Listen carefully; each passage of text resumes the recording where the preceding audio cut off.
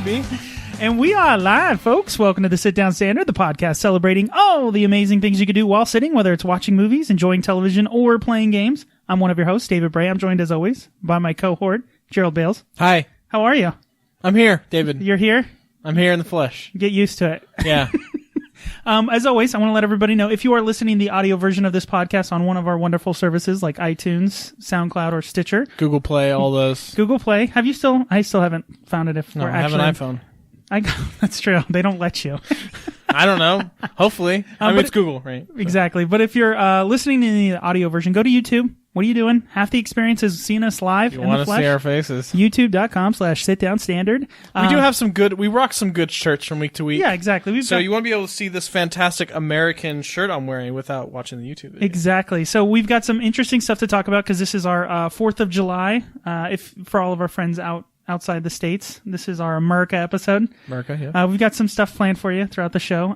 But one of the things we want to talk about is that instead of doing a story of the century... Of the week. We're going to just basically announce prizes. Now, we've already done the random drawings, and we've got all the list of the winners here. We're going to go through them. But some good winners here. Some good names. I'm going to pick out some good usernames while we go through this list. Now, we're going to baby bird it. Remember? We always got to feed the baby birds. Yeah. So we're going to give out a couple throughout each segment, so that way you got to listen to the whole episode. This is how you trick people. Well, no, it's not even that, too, because like people who listen, like if they didn't enter the contest, they don't really care about the contest because, you should care about the contest. You should care about the contest. But they don't want to sit through a whole, 20, 30 minutes to just read off names and stuff. They want to get to the meat, so we'll spread out this stuff with the meat of the podcast. And again, this is our June for St. Jude's contest that we did, our giveaway. We raised over $500, which I think is quite a bit of money for Not bad. For our little first, yeah, admirable. Exactly, and we'll get even better. I was shooting for a B, the one B. The doors go like this. Yeah, but $500. Hey man, and it goes to a good cause. I'm very, very happy, and we have lots of great prizes. And I want to we'll go through them, and we'll thank everybody who, of course, donated prizes, and of course, we gave away some great stuff too. And let's just start it off. Let's read off the first 6, okay? Okay. So the first prize that we talked about way back, it was like 7 or 8 weeks ago, was from Haba Games. They gave us a copy of Karuba. Jamaica. Yeah. Okay. So the winner of Karuba is. Dad mostly loses. Great screen name. But Dad, if you practice this game, you will mostly win. That's right. So Dad mostly loses. We want to, of course, great job on donating, and then of course winning. And we want to thank Karuba. Can we put the dollar amount? I'm just kidding. Don't do that. But Karuba's difficult. Again, it's still hard to get a hold of. It's very difficult to get a hold of Karuba. Well, there you go. Dad mostly loses. Exactly. Okay, next one is from our friends over at Tasty Minstrel Games. They gave us a bundle of games, which included Bottle Cap Vikings, Cthulhu Wars. I'm trying to remember all of them now off the top of my head. Flip City.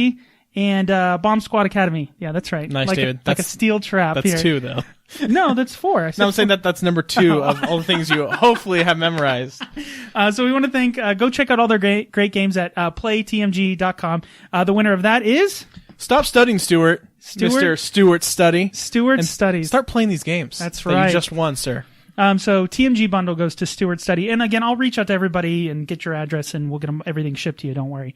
Okay. Next one. Personal favorite. One of your favorite games. Oh, yeah. One of all our favorite games. Yeah. Codenames. And fantastic game. Again, we want to thank Chex Games Edition for giving us a copy to give away. And the winner of this, I'll say this one, John M. And that's not with an H. It's Jon. Is that his last name? John M. Oh, his last name? No. I'm not going to say their full name on the podcast. Okay. I don't. Hey, they don't want to. What if his last name was M? Oh, like 007? Judi Dench. She died, though. Spoiler alert. Whoa! She'll come back. They always do. Voldemort's in it. Okay, so John M., congratulations on winning Codenames. Good job. Fantastic game. Fantastic game. If you didn't win this, just go buy it. It's like at Target now for like $20. They have it at Target now? Yeah. Oh, that's if cool. you make it at Target as a board or game. Target or Walmart. If you're next to like Parker Brothers games, you made it, right? Exactly. So Codenames. Oh, and they just came out with a Codenames Picture Edition. Oh so instead of words, it's so good. And I heard it. you can like mix like the words and the pictures. It's fantastic. Cool. Okay. Next, the next 3 things that we're going to give away is from BrokenToken.com. They gave us 3 $30 gift certificates to give away. Mm-hmm. The first $30 gift certificate is going to go to Our Geeky Burrows. Very good name. Good friend. Are those like nerdy holes in the ground? No. Isn't that what a burrow is? No, burrow is like a donkey. Oh. I thought a burrow is like a hole. Oh, like a burrow. Yeah, you could burrow a hole, but I'm thinking. Yeah, so there's a burrow with like computers and video games. I picked it the other way. I thought of like a donkey with a computer on its back. That's a burrow. A burrow. Okay, so our geeky burrows won one of the broken token. Nice. And I'll get in touch with you and send you that. The next one is Brian 5. That is Brian_5, and that's 5 as in PH. Yeah, that's right. On the there's no F. Get the F out. No, it's like that's fat. That's 5. Same thing. And then the last one is going to Benjamin G. Yeah, I'm saying Benjamin, and you hit the Y instead of the J. Yeah, Benjamin G. But thanks, Benjamin G. And then again, I went on to recently. They've come out with you know what I like about their inserts are they make them like ready for expansions, so they know you're gonna buy. Oh, do they really? If you're buying the insert, you're gonna buy the expansion. Come on, like I didn't know that. That's funny. Yeah, so they know they do a good job at the broken token. Again, thank you so much for donating. It's amazing. So okay, first wave. Then we'll talk a little bit here, and then we'll give some more stuff away. All right. Okay, so let's start with. Do you want to do what you're doing, or you want to do 4th of July stuff? How you feeling? You feeling American right now? Well, we always gotta start with what you're doing. Okay, right? here we go. Ready? What you doing? Oh, what you doing? What you doing? Ba-da-da-da-da. Those are fireworks, everybody. American episode. Yeah. Okay. What you doing, Gerald? You got a whole list of stuff you've been up to. Well, let's start with Gerald's weekly Overwatch update. Yeah. Dun, Now, dun, dun, dun. okay, so we all know you love Overwatch. Yeah. I'm I'm gonna stop talking about it as much unless I have something to talk about that. Okay, guys? But you have something to talk about. Yeah. So last week I mentioned that they're bringing competitive to Overwatch, competitive ranked matches, right? Right, because it's always competitive. I mean, it's not like you're working cooperatively. It's 2 teams against each other. But you're saying it's like a ranked system that actually matches you based on your quality of play. Correct. So the way this works is you play 10, and they're called placement matches. And depending on how you do, it's not just if you win or lose your game, but how you play in the game. You get a level from 1 to 100. 100 being obviously very good, 1 being not very good. I placed 52. That's pretty good. So yeah, better than average. Average. I love it. That's good. I have a question. Yes. You know, because I heard about this back in the day when people would play Halo. They would create an account. They do really well, and they get very highly ranked. And then the whole idea of ranking is you win as much as you lose, right? That's the perfect rank. You win as much as you lose, right? Then you're in your perfect rank. No, it's terrible. What? No, you mean no. like have like a 50 wins, 50 losses? Yeah, because then that means that the ranking is working. You're winning as much as you're losing. Because if you won more than you lost, that would mean that you should be pushed up in the rank. Oh yeah, for your current rank. That's what I'm saying. Gotcha. So the problem that I have is like it's always fun to just win all the time. Right? Oh yeah, I did 8 and 2 in my placement matches. Right, and then after that, it probably dipped a little. Okay, so yeah, let me talk about how this works. So with placement, obviously, you don't know the skill of people you're playing against. You can see it's called MMR, but it's their I forgot what sense for. Just their rating, right? You can see who you're playing against. When you're doing placement, most of the time you're going to be match made with other people doing their placement, so you don't know how good or how bad they are. So after I got 52, I did a couple placement matches with my buddy. We lost 7 games in a row. Yeah, and see, that's where the ranking part. See, because when I'm playing it, because I haven't got up, you have to be like a certain rank before you can even get to the rank matches. I started playing. You have to be level 25, but that has nothing to do with your rank. Your MMR is different than your actual level. Gerald suckered me into playing this game. It is an excellent game, by the way. It's a lot of fun. The problem I can see the problem with the ranking, because one of the things that we've talked about, again, previous episodes about this, is kind of the hiding of information, right? Mm-hmm. The hiding of your kill to death ratio. It's really focused on even like individual stats. It's what it's basing off of. You're not compared to the rest of your team necessarily. And there's less of like, you suck and you're awesome. Yeah, this person on your team had way more kills than you did. You don't even know how many.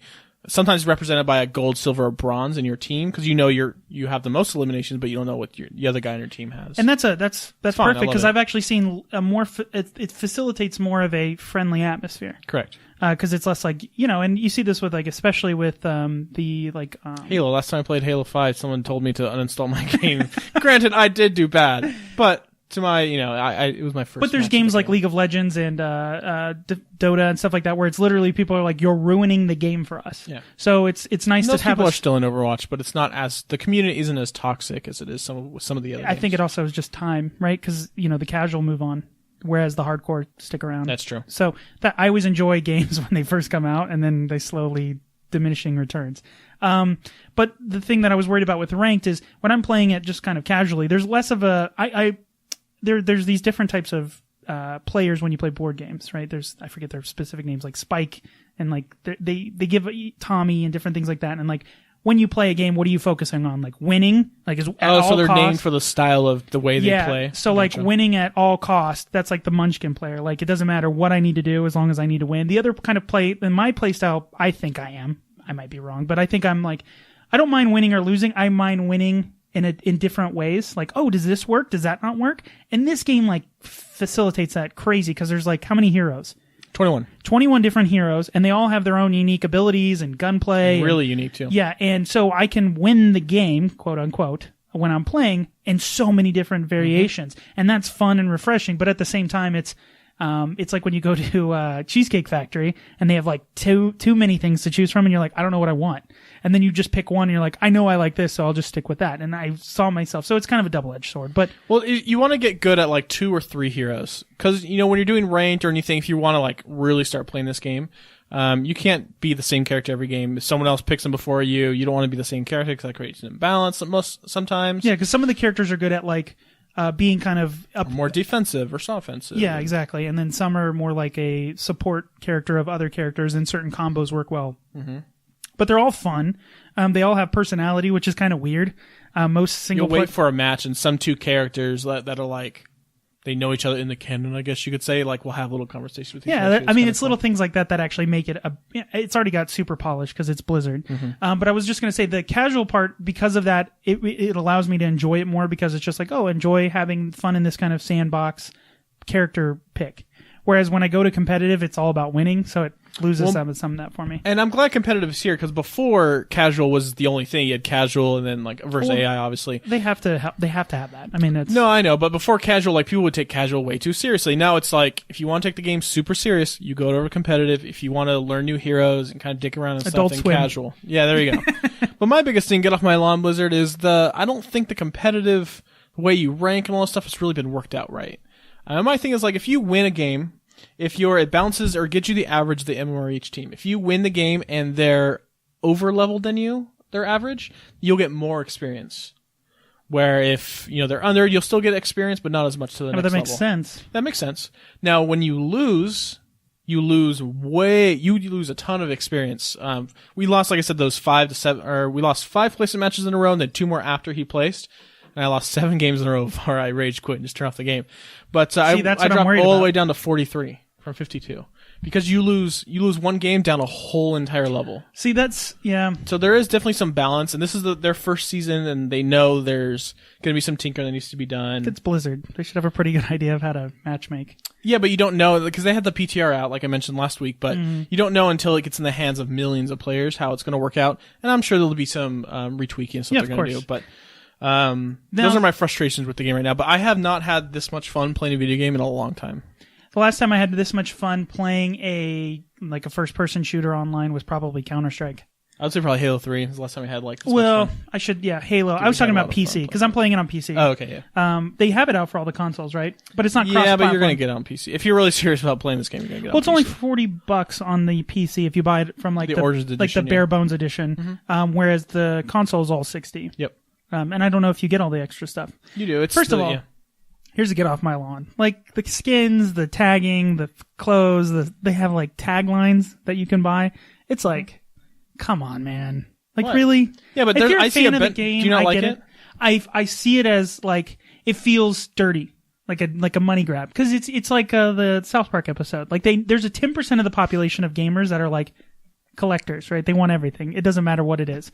And that's fine because they subsidize the free stuff that sometimes... Yeah, so I actually like this model because, one, it's only cosmetic. Right. So it doesn't impact the game at all. Agreed. And they already said all maps, all additional heroes and stuff are going to be free because of it. It just feels dirty. You know what I mean? Like, oh, we're going to make them pay for a stupid thing that the character says that we had the person in the voice booth at the same time. But this one you have to unlock with money or with experience. That's the thing. You don't have to.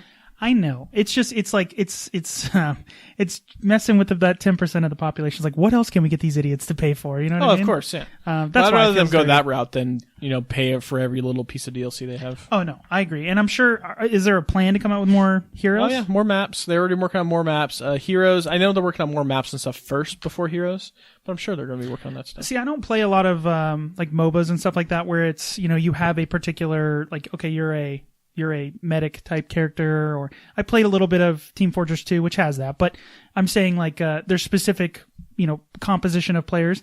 I don't play those games, so I don't have a lot of fun other than being the run and gun guy, which is fine, but it's just like I have to break that habit because I'm like, I'm just healing people. This is kind of boring. But at the same time, Mercedes can have some pretty clutch moments. No, agreed. I played as her. I actually really enjoy her, but it's one of those things, it's like when you're playing a video game and you're like, oh my God, I wasted so much time. It's like, this whole thing is a waste of, you know what I mean? Like, yeah. Like you were talking about losing 7 matches, like, oh, I wasted all that time I spent getting my rank up. It's like, this is a microcosm of like, you're wasting time playing a video game. So video games are a waste of time. Right, exactly. But it's just funny when a video game makes you say that out loud. It's like, too meta, man. The world's going to turn inside out. But I would definitely recommend go pick up Overwatch. It looks great, even at like low levels of graphics, and it's fun to play. It's definitely scalable from like low end stuff all the way to higher end stuff. And it's got that quick twitch fast. It's not like Halo. Halo's fast, but it's way faster than Halo. It reminds me of like back in the day, Quake and Unreal Tournament, which I used to love. Yeah, the way their matchmaking works is super quick, where like Halo, like you said, you kind of wait in lobbies, wait for other players. This is just like super quick most of the time. I wish there was a single player, but it doesn't make sense for what it is. But I always am looking forward to like a campaign. Yeah. But I'm the dying breed, right? Yeah, so go check it out. If you want to know my battle tag, email us. Yeah, for sure. We'll play with you. Yeah. We got to set that up. We'll do a night where we get on and try to play with some people. Yeah. So make fun of us. The podcast sucks as much as you suck at Overwatch.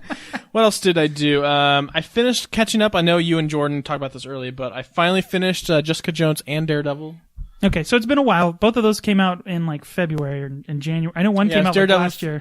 Was Daredevil season 2 first or Jessica Jones? Jessica Jones was first. Oh, okay. And those came out. So everyone, spoiler alert, we're going to talk about the finales of both of these series. First of all, go watch them. They're amazing, and then come back and then watch us. But if you are worried, skip ahead. I don't know. We'll probably talk about this for like 10 minutes. Sure. Okay. What'd you think? It's good. It's meh. Did you enjoy? It'd be a side to like 45-degree. Okay, let's break them up. Jessica Jones. Jessica Jones. I feel like the villain was super awesome, super badass. Like the way he had people kill themselves and stuff, or just like go walk over that wall and stare at it forever. Yeah, and it showed the guy like sweating, like or his dad. A lot of brutal ways, right? Yeah. Cut your heart out, stuff like that. A lot of brutal ways, and he was really cool. And the way he was killed out, how Jessica Jones killed him, was just lame. I love the ending. Lame. I get it. It was the only way it would work. He had to believe that it worked on her, and she didn't have the formula or whatever, the antidote. Yeah. That show. Again, there's definitely a lull, but it doesn't feel like a superhero show. That whole show is not. It is a superhero show, but it's unique, and that's why I think I enjoyed it as much as I did, because it doesn't fit into the same, like, here's a fight scene. Now there is one at towards the end of the episode where she's fighting Luke Cage. That was actually pretty cool. Throwing each other through walls and stuff. Yeah, that's awesome. And I like when she like takes the cop car and he's like beating her and she's like, "Oh my God, I'm gonna die." Mm-hmm. But the show does some pretty good, interesting choices of like the setting. The setting of that show is probably my favorite setting of any of the shows. Super like noir, film noir kind of style. Yeah, it's right? filmed that way, and then like how it takes place in like Hell's Kitchen, the music, the juxtaposition of like her crappy apartment and then like these high-rise condos with like the attorney and David. Is his name David Kerrigan? What's the guy's? I forget the actor's name. Doctor Who. I don't remember his name. But he was excellent in it. I love that he's always wearing purple. He looks great in purple.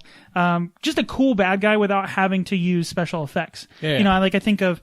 You watch like we always talk about like sci-fi shows and they add the special effects, or even like Firefly, like back in the day, good special effects for the time, but like you can clearly tell it doesn't have the budget of like a big production. And this gets away with telling an interesting story, a great bad guy, which is usually the hardest part of any superhero movie, is the bad guy has to be awesome. Mm-hmm. But he's ruthless and he's insane because he's in love with Jessica Jones and he will do anything, and like it's all. And I love the part when he starts to become a good guy for like a moment, when he goes with her to save the day. Remember that person's like holding his family hostage? Yeah. I was like, are they really going to go this route? Like he's going to turn good? Like I was like, I'm glad they didn't though. No, of course. But it just shows he had one motivation. It's her, yeah. It's so cool. And that's obviously what ultimately failed him. And I know that's the only way you technically could kill a character like that. It was just kind of like this little quick moment, and he was just like, oh, wow, you really aren't using it. My powers really are working. And see, there was a couple like threads that were left untied. Yeah. Yeah, you tied up loose ends. So her friend who plays, I think her name's Hellcat. Yes. So she, at the beginning of the episode, or the beginning of the series, has like a bunch of scratches and cuts all over her. Remember that? Beginning of the season? Beginning of the season of Jessica Jones. And she's like trying to hide it with like her clothes and stuff like that because she's training. Okay. And then they kind of don't go anywhere. Like, what is she training for? Like, I get that she was helping her, but like, no, she's trying to defend herself because she knows about Kilgrave. This was before Kilgrave, or maybe she knew about him. I don't know. I think she knew about him because Jessica always like, yeah, it's Kilgrave. She's like, oh no, she knew about him. What was it like?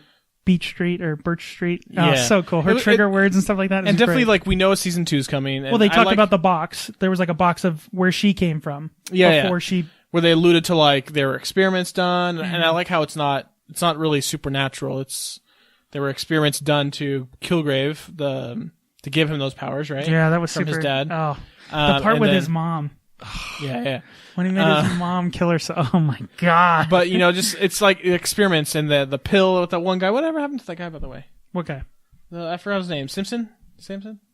The cop? Yeah, what happened to him? Yeah, I don't know. They left a bunch of things open. But like where he takes the one pill and he like gets super strong. Yeah, and so does she. Yeah, so it was like I said, it was there was a couple times in the show where I was like, you're doing this just for the next season, which is fine, but it's like it doesn't have to be that heavy-handed. Like, don't write your story before this one's over. Yeah. Don't write, you know what I mean? But they have to. Yeah, and it's good. Definitely check it out if you're a fan of the MCU. You gotta though. It's definitely a lull. There's definitely like just wait. It gets better. Probably picks up in the last like 5 episodes. Just don't expect Agents of S.H.I.E.L.D. or anything like that. This is definitely more of a. It's a slower burn. Yeah, it's a slower burn. What about Daredevil too?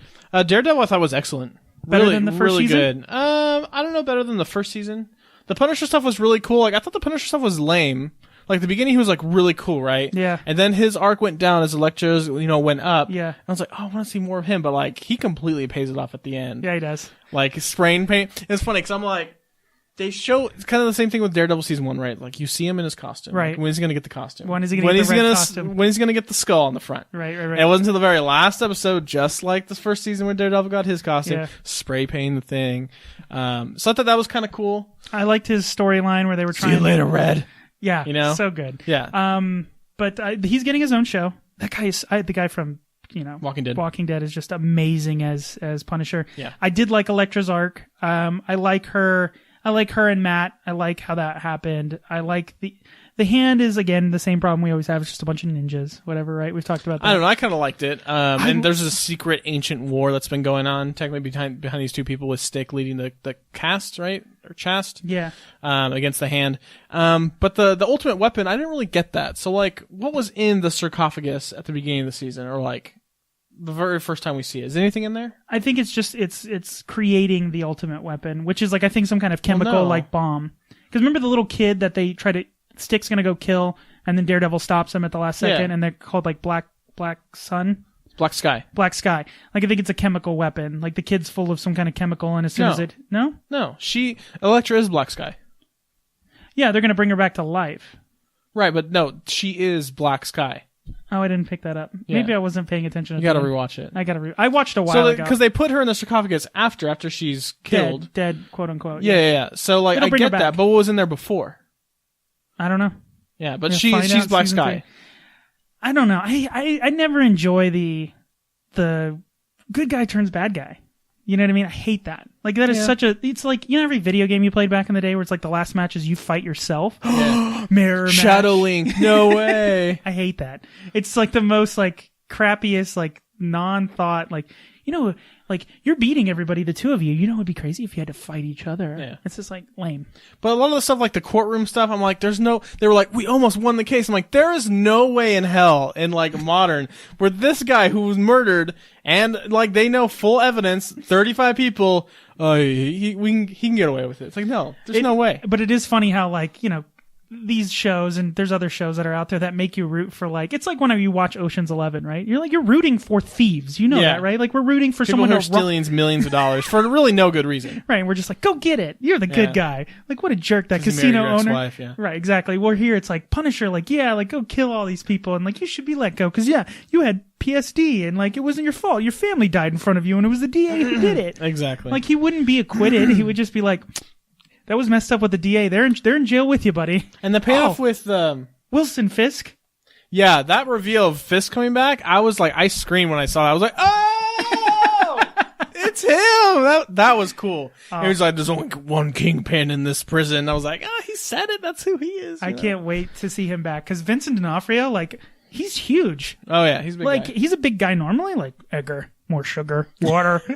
Sorry, that's him. Yeah, that's him. That's him from Men in Black for sure. How's it look now? Are you serious? Swear to God, that's Vincent D'Onofrio, man. I gotta go back. Go back and watch that. Yeah. He's great. I love Vincent D'Onofrio. He's super weird, so he fits the Kingpin. Like, well, this version of Kingpin. What's that movie he played a serial killer? What movie was that? Oh, well, he's in Full Jennifer Metal Lopez. Well, he's in Full Metal Jacket. He's Private Pile. No, I know, but what movie was that? Jennifer Lopez. U-Turn? No. Oh, I know what you're talking about. Oh God, I can't remember. He was a serial killer. That movie was good. That movie was weird.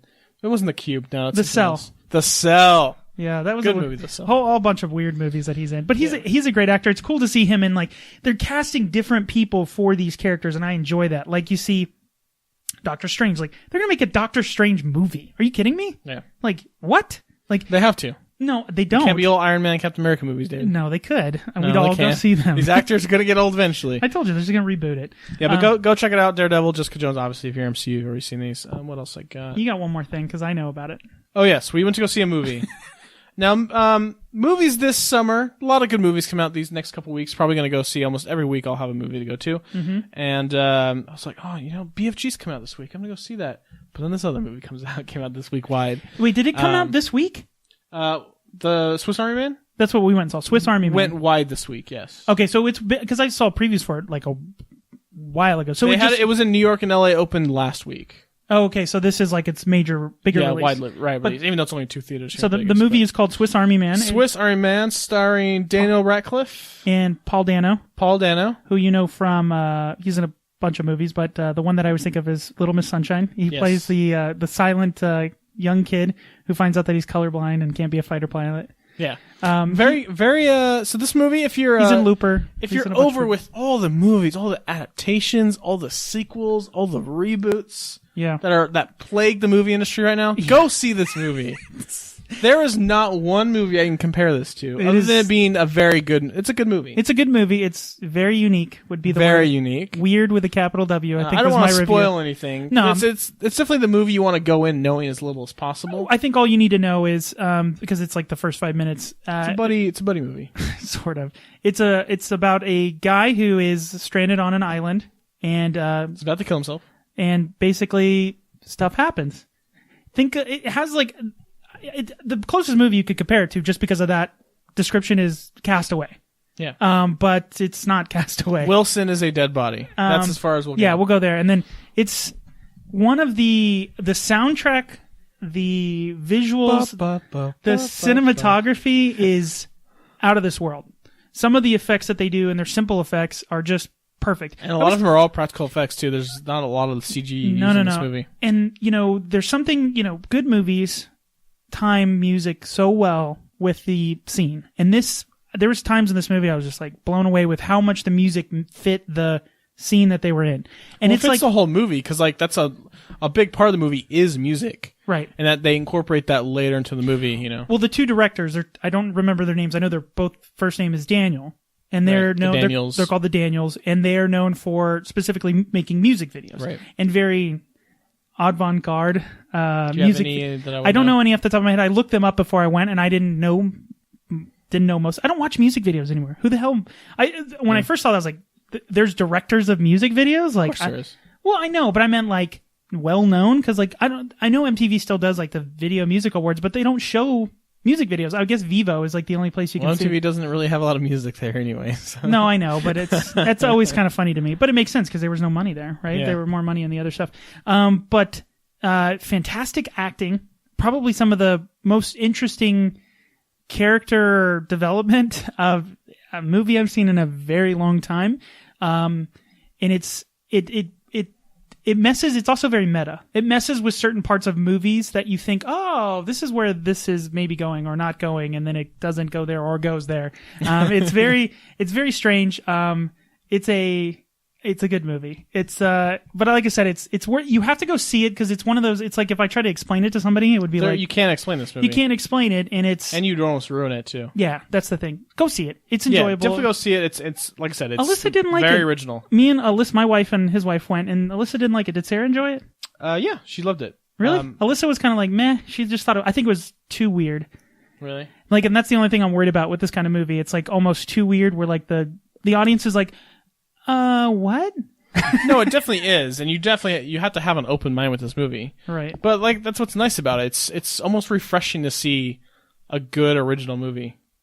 No, agreed with like the world of sequels and remakes and remakes of remakes and reboots and reboots. It's nice to have a movie that is completely different, a unique story. I just can't imagine the guy who wrote this, like what kind of fever dream he had when he was done, what kind of drugs he was taking. But go see it especially if you like music-driven movies. I think of like.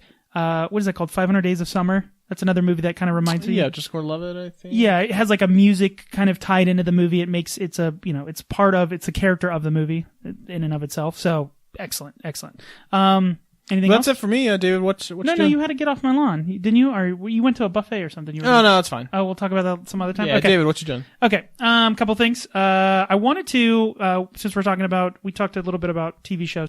Game of Thrones season 6 ended. Oh yeah. Okay, so how have we not talked about this? I'm not going to spoil anything. Right?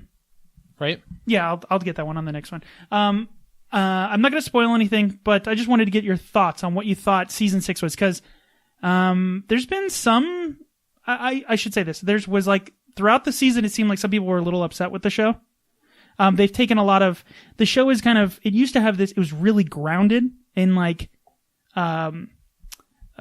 In composition of characters, and because the show is ending sooner rather than later, they've had to the speed of the show has had to. I mean, you're at 11 now, right? One of the things about the show was that it was kind of methodical, right? Like you'd be like, oh yeah, that character, we haven't seen them in forever. Whereas now it's like, I don't see how people could knock the show for that. And the other part is like, some of the characters are moving through the world a lot quicker, and time is not the timing is not specific. I have an explanation for that. Anyway, I think this is the best season of Game of Thrones. No way. Yeah. Be out of your mind. No. It's the best season yet. I don't know which season is the wedding season, but that's the best season. Season 3, I think. That was the best season. Just because of that one episode? Yeah.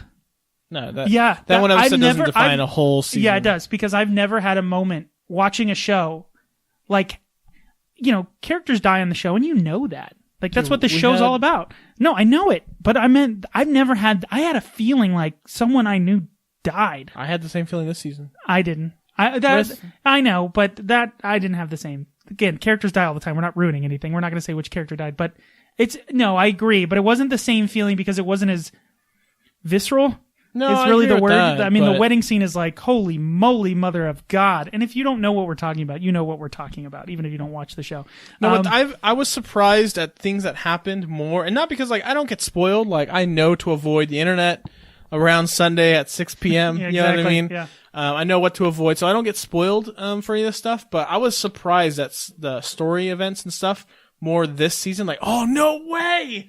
What? This season more than any other season. Yeah, but there's still, I guess. Those are the kind of moments of TV that I enjoy. Yeah, I think Chicka-Jung moments at the end of every episode. Yeah, and then I think of the other issue that I have with this season is sometimes it felt like TV writing and not book writing, which probably makes I can see that. Some sense, because there's some characters who are like, look who's back for no particular reason. Yeah. But the show's always been different than the books, and as the more people realize that, the more they'll get used to it. No, but I think, and it might be just because I know it's not based on the books anymore, or at least not directly based on, a piece of literature that's already written. Because they're in talks with George R. R. Martin. Yeah, of course. But they already know how it's going to end up. We already know it's going to be dragons versus zombies. That was what it was from the beginning, which is fine. Like, that's what I want. Now, about the time thing, like, I was frustrated as well. Yeah, basically, we're not going to ruin anything, but it seems like certain characters are traveling. All of these storylines that are going on in the show are supposed to be happening concurrently, but sometimes it seems like characters take a long time to get somewhere. Well, George R. R. explained this, and I haven't read the books. I read a little bit of the first book and got bored, and I stopped. They have a portal gun. Done. Well, so there are chapters in the book. Each chapter, it's a point of view book. So each chapter is like, this is Catelyn. Yeah. This is Ned. So they're all telling their points of view. Now, these chapters can cross days, weeks, months of time in one chapter. And then they go to the next chapter, which is a different character, and then now they're back to where the other person started. It's the idea that's that the exact same thing as the stories aren't running concurrently on the show. That's do they really want to see Varys eating lunch on a boat to be, oh, he's heading there, he's heading back? You know what I mean? I agree, and that's fine. And again, I part of it is like I don't get mad about it because I'm like, there's dragons in this show, guys. It's not real. It's not real. Well, it's not even that. Like I don't need to think some fantasy. supernatural thing. It doesn't matter. He got there and he got back. These people just traveled there. I think people are saying that it feels more like a show and less like a book, because a book has the ability to take time and play out important events where sometimes TV shows don't. It's a visual. Right. I mean, it's a different. I forget what. There's a terminology about it where when you're watching TV.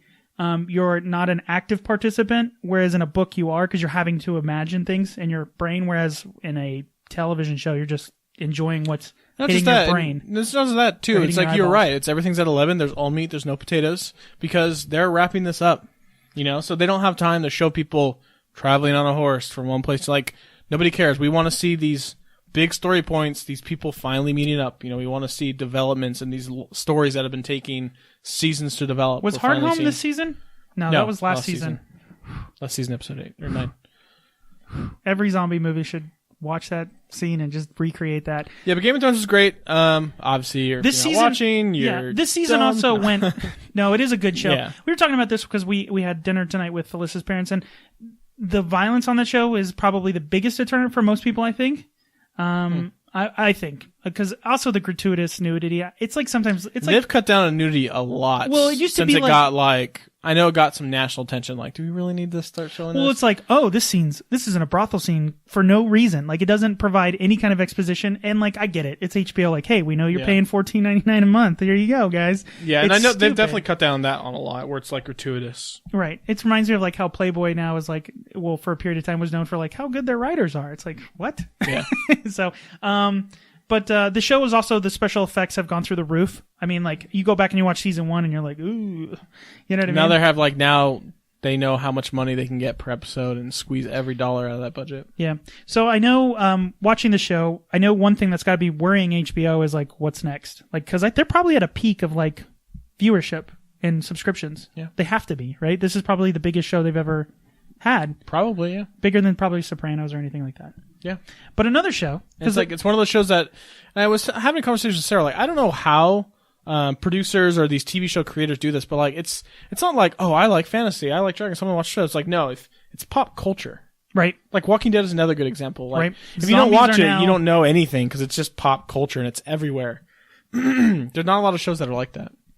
It's hard. It's hard to get to that point, but it's cool. I like when shows like this kind of breathe life into. Breaking Bad was another one. Yeah, like where it's teaching you, like, or having the pop culture, the general audience enjoy this type of, because like honestly, like this story, like this book, this is like what nerds read, right? It's it's super high fantasy, right? Same thing with like Lord of the Rings. Like Lord of the Rings, I remember I was a kid and I read like The Hobbit when I was a little kid, and like you were a dork, like, you know what I mean? Yeah. And now it's like cool. So it's, again, best time to be alive and be a dork. Yeah, definitely. Another thing that I'm watching on HBO for my What You Doing is Any Given Wednesday with Bill Simmons. I thought you said Sunday. No, Any Given Wednesday. It comes on Wednesday. It's a play on words. Oh. Okay, so if you don't know who Bill Simmons is, he used to work for ESPN in Grantland, which I think heard about this new show. Yeah, I didn't know it came out already. It's only 2 episodes. So it comes out every Wednesday. It's a sports show, pretty much. Bill Simmons is known because he was on ESPN and also on Grantland. I think he started Grantland, which is like a wing of ESPN that has more op-eds. So it's more opinion, and I mean, it's more, that's probably the better. It's less about like, here's the free agency news. And it's more like, this is what I think about the free agency This is what I think about the NBA's current. And so he is very brash. Brash? Isn't that, did he get kicked from He ESPN? got fired for it. Yeah. He always had a problem with the higher ups, which makes sense. Well, because he, if you watch his show now on HBO, like he's the reins are off. Like, hold all the punches. No, he doesn't, and it's great because that's why he's enjoyable. And so I'm glad that the format's almost the same. He used to have a podcast called The BS Report, which is a great name. And he would have like his cousin Saul on there, and like it was like some of the funniest conversations about gambling. All he would talk about is gambling, which is like ESPN is like, they're sports, but they don't like, you don't want to be like gambling. It has a connotation. But he's great. He He used to have a show with Jalen Rose, who's a former basketball player, and they would just the stuff they would talk about. They would have a thing on the show constantly like "Don't get fired," like it was hey. Don't get fired because you're about to say something. Don't get fired. Yeah. Well, Bill got fired and he found out on Twitter, I think. Like that's how much. So all the executives, except I think the president of ESPN had his back, which is the guy you want, right? But then eventually he said, yeah, you're too much trouble. And they said, we're not renewing your contract. And I think they put that on Twitter and that's how he found out. And he was pissed, So he wasn't fired. They just chose not to renew his contract. Which is the same thing, dude. No, I know. I mean, semantics, but yeah. So he started this new show, Any Given Wednesday. It's fantastic. It's sports, but for instance, like night talk show style. Yeah, sitting on a couch, a little fireplace. It's very, very informal. But he had Charles Barkley on there, and he's talking to Charles Barkley about like the funniest stuff about like his gambling problems, like stuff you would not talk about on like ESPN. Like they would not want you to talk about this stuff. And then he had on his second episode, he had Ben Affleck on. Now he's a big Boston guy, loves the Patriots, loves the Red Sox, big Boston guy, and so is of course Pac the cat, So Ben Affleck comes out on there, and you've seen Ben Affleck in like interviews and stuff like. I've never seen Ben Affleck curse as much as he did on this because he asked him about the Tom Brady Deflategate, and he was suspended 4 games, and it got overturned, then it got overturned again, and all this crap, and how they're fighting it that it got overturned, and he was just like cussing up a storm, like he's like, this is beep beep beep, and it's just like, hey, you're like you're Batman, you can't do that. I guess HBO, man. Yeah, but it was awesome. Like it's just cool to see them, let their hair down and actually give their opinion. And it's like he was pissed about the Deflategate thing, and he's like, this is garbage. He's like doing the accent, getting into it. It's just so much fun to watch those. They had Mark Cuban on the last episode, and he's like bashing owners, like how much the owners hate him and stuff like that. It's cool to have an avenue where it's kind of unfiltered and you get really interesting interviews. Now I like football and hockey. Yeah. Would this be a show I would find entertaining, even though those are really the only sports I follow? Well, I will say he does when football gets closer, he'll talk more about it, but he's in basketball mode because the Cavaliers won the championship. He's mostly, I would say he's basketball centric is probably, but he does a lot of football too. But he also does pop culture stuff. So he spent the whole thing talking about Game of Thrones, and he talks about how he's like, look, me and my wife love this show. We don't know any of the people's characters' names. We give them all nicknames. Like, you're the guy with no dick. Like, you know what I mean? Like, and he talks about like, and it's just funny because it's real. He's just talking about it. So I'd probably like this show then. Yeah, I'm gonna check it out then. Yeah, he's very satirical and very funny. And the graphics and stuff really fit well. Everything's funny. But half hour? I think I want to say it's half an hour. I don't think it's an hour. It might be an hour. It's one of those things really enjoyable. So I can't tell. Because like the interviews aren't like the normal interviews. Like, so what are you going to be doing this year? That's why I don't like 110%. It's like the crappiest. I'm taking it one game at a time, and we do what the coach says, and we all just play our part. It's like go out there to win. Right. It's none of that crap. Like he's asking really weird questions, and it's just great stuff. And he gets good interviews because I think it's HBO, and they get good guests to come on. So if you enjoy sports, it's great. But if you enjoy sports and other pop culture stuff, it's enjoyable. And Bill Simmons is just fantastic. He's very interesting. He knows he's been doing this long enough, and now he has like the reins are off, so he can do whatever he wants. And he's like, he talks about, he's like, I'm on HBO. Like, who would have thought I would have got an HBO show? Like, this is insane. So yeah, check that out. If you were asking me about a podcast that would be like NFL. Yeah, because I used to listen to the 060 now. Well, see, that's fantasy, right? Yeah, they stopped that, and I'm kind of over fantasy. They didn't stop it. No matter. You stopped it. They still do the 060. Oh, really? Now. Yeah, the fantasy focused podcast on ESPN. Yeah, they still do it. Well, everybody but Matt Berry left. Well, quote unquote. There's still Stefania Bell, but she's on there every once in a while for injuries. But the problem is the podcast had like a really good like composition of people. Yeah. Like Matt Berry never shuts up, and then Nate Ravitz would always be like, "Shut up." And now he can just go on and on. Yeah, I couldn't stand it. Right, and that's the one thing. Like Matt Berry's not a good host. He's a good like. And my thing is, listen, I listened to a couple fantasy football podcasts throughout the years. Yeah. It doesn't help me. I'm still terrible. So like, I'm over that. But I want to listen to a good when football season starts. A good football, yeah. The one I would recommend. I mean, it's still ESPN, but it's their Football Today. They get into like deep stuff though. Like they talk about like salary cap stuff, about how you like make your team, like executive stuff, which is fine.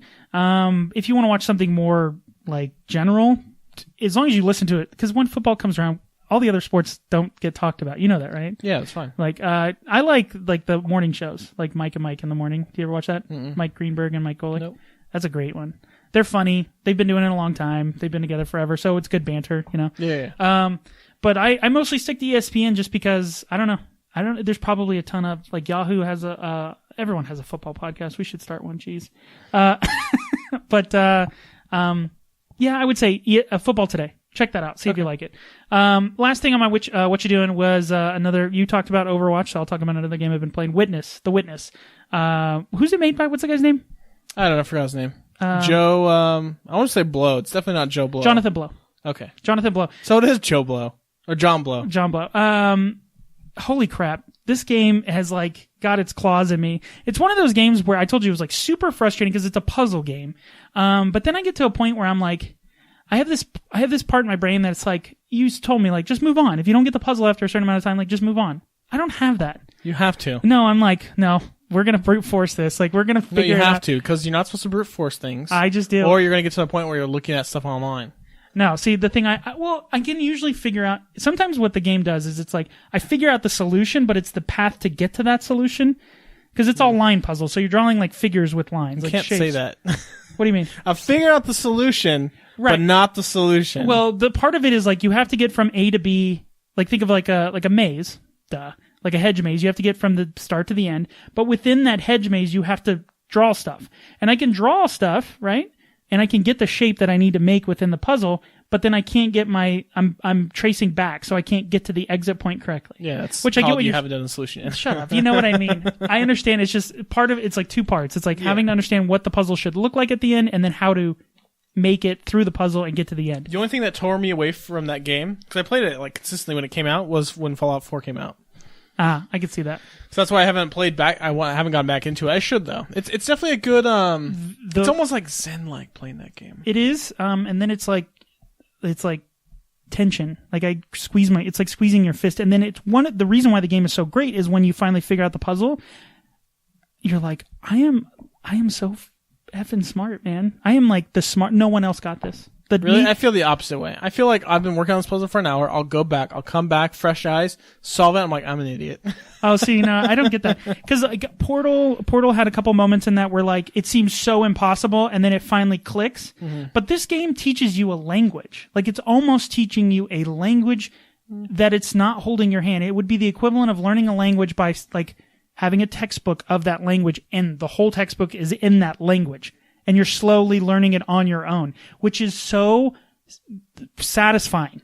Because you're like, it's like Rosetta Stone. You're literally like, oh my God, I got it. That symbol means that, and that symbol means this. Because it teaches you things in a very unique... I don't understand how he made this frickin' game. I know it took him like 4 years. A long time. Like, and over budget. Bravo. Because like, he's teaching you a language in his game, which is, no game does that anymore. It is very aggravating because if you've ever like taken a Spanish class or taken any kind of foreign language class, it's super frustrating, especially when it's like, I remember when I got to like Spanish 3 or Spanish 4 in high school and the teacher's like, we're not going to talk in English anymore. The whole class. It's like, what? Like, what? No. It's like, no, if you have a question, you need to ask me in Spanish. Like, como se dice this? French 2. Oh, French my God. 1 was like, oh, we're going to learn French 2, day 1. Not going to talk English. Yeah. That's what this game is. Gerald. But that's what this game is, because there's no like cute little assistant that comes around with you and says, oh, you're doing it wrong. Do it this way. Maybe try this. Which I like. I love that. No, I agree, but it's like, that's different, man. That's not how games are made anymore. And I've heard him talk. The dude is super pretentious. Like, the problem with the creator is... He's kind of a dick. He is. But he's smart, so it's like... Yeah.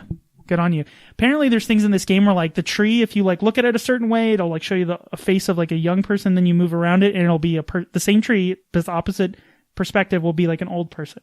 It's like little things like that aren't a puzzle. It's just part of the game. But the only problem I have with the game is like I've picked up a couple like tape record audio logs and stuff like that, and it's just like quotes of like weird stuff. Mm-hmm. I'm like paying attention because like in this game, this is one of those games where, like, pay attention to everything. Like everything matters in this game. Kind of. So the part of this game that I'm having a frustrated part with is not just the puzzles, but like, is there an overarching story? There is, and I honestly couldn't tell you what it was. Okay, because I want to pick it up, and I'm not picking it up when it's laying down, but maybe I don't have enough of it yet. But it's one of those games that is so satisfying and yet so frustrating that it's like this devil angel thing in my head. Because I'm like, there's so many other great games, board games, video games that I could play that are just easy fun. but they don't give me the same aha moment that this game gives me. But it's frustration to satisfaction. But you'll enjoy the game a lot more if you step away from these really hard puzzles. No, and I have, but it's... There's so much stuff on the island. Obviously, it's gorgeous. Yeah. Just to look at. And then there's other puzzles. There's so many different kind of puzzles and the way they do these. It's just line puzzles. But the different ways they do them is crazy. Cool. Okay. Well, that's our 2 What You Doing. Let's give away some more stuff. Cool. All right. We'll do another set, and then we'll get on to our next part. Okay, next thing we're going to be giving away is the Blue Orange bundle from Blue Orange Games. You can check out all their great stuff, blueorangegames.com. They're giving us a copy of New York 1901, Dr. Eureka, which you saw the video I did of that, yes. as well as Fast Flip. Good kids games, yeah. Yeah. Well, actually, New York 1901 is like a good family game, too. Oh, okay. JB007. Oh, that was my job. Oh, sorry. I want to say it. JB007. Winner, chicken dinner. All right. Next one is the Grail Games bundle. This is going to be a copy of, I gotta remember, 010, which is that, binary type of game. Very, very cool. Really cool card games. 2 mini Cinderellas. And the third one is, oh man, I'm trying. 2 mini Cinderellas. 010 and Circus Flaccati, the game we played. Like the rat one. Yeah, the little fleas, the flea circuit. Fleas. Yeah. We played it. I was like, very cool game. That's the one I should have remembered. That is going to Spencer P. Spencer P. is Congratulations. Okay. Again, you can check out all their great games, grailgames.com. We played Circus Flaccati. Fun game. Yeah, it's really cool. Artwork's insane, but it's super cool. Okay, next bundle we're going to give away is the Asmati Games bundle. This includes a copy of Red 7, which we did play. Another very good game. Meow. Game of Meow. Okay. Meow. And then, oh god, why am I doing this to myself? Oh, and Adorable Pandaring. Okay. So pandas and cats in Red 7. So perfect. The winner of this one is Curious.Munchkin. Curious.Munchkin. Congratulations. You won the Asmati Games bundle. Thank you. You can check out all their great games again, asmatigames.com. Lots of cool stuff. Red 7 is Red 7 is cool. It's like Uno, but it's like the Witness, way better the Witness versus Uno. It's like frustrating and fun. It's I think it's almost got to be harder to make like a simple card game that much fun and like brain burning. You know what I mean? Definitely. Like, okay, we're going to add miniatures and we're going to add movement points and we're going to add cooldowns. Like, yeah, that's all cool, but it's just like, can you make a 16 card, there's more than 16 cards in here, but like a 16 card deck of cards like this amazing game? Like, good on you. Yeah. Okay. Next one is Stockpile. This is from Navu Games. I love this game. Great game. We gotta play it again. We gotta play Stockpile again. Stomped you last time. You did stomp me. It's only because you're good at insider trading. Yep. The winner of this one is Norma J. Norma J won this one. Thank okay. you. You can check out again. They just came out with Continuing Corruption, which is their expansion to it. Fantastic. Would you say the Panama Papers expansion? Yeah. Okay. Next one is the Atlas Games Cthulhu. Cthulhu bundle. David Jones. You get 4 Cthulhu games in here. It includes Cults Across America, Cthulhu 500, Fast and Fathong. Oh, I love the names. And then Cthulhu Gloom, which we've played a bunch of Gloom games, fun games. I like that idea of like you want to be the most miserable. I'm sure with the Cthulhu stuff, it's even better. So the winner of that one is Netters Plays. Netters Plays is going to win that. Okay, the next one is Atlas Games Mini Mythos bundle. This is the kids' books. Yeah, right. The Clifford and the Big Old God or something like that. Yeah, the Big Red Clifford Clifford the Big Red God. Yeah. The Antarctic Express. Goodnight Azathoth. That's my favorite. The winner of that one is Daniel S. Daniel S. Okay. Let's see. Let's get one more away and then we'll jump to the next one. Okay. Next one is Good Cop, Bad Cop. This is from our friends over at Overworld Games. Fantastic, cool social deduction game, simple to play. You all get to use your Boston accents. I need to go back and watch The Departed. Freaking love that movie. How's your mother?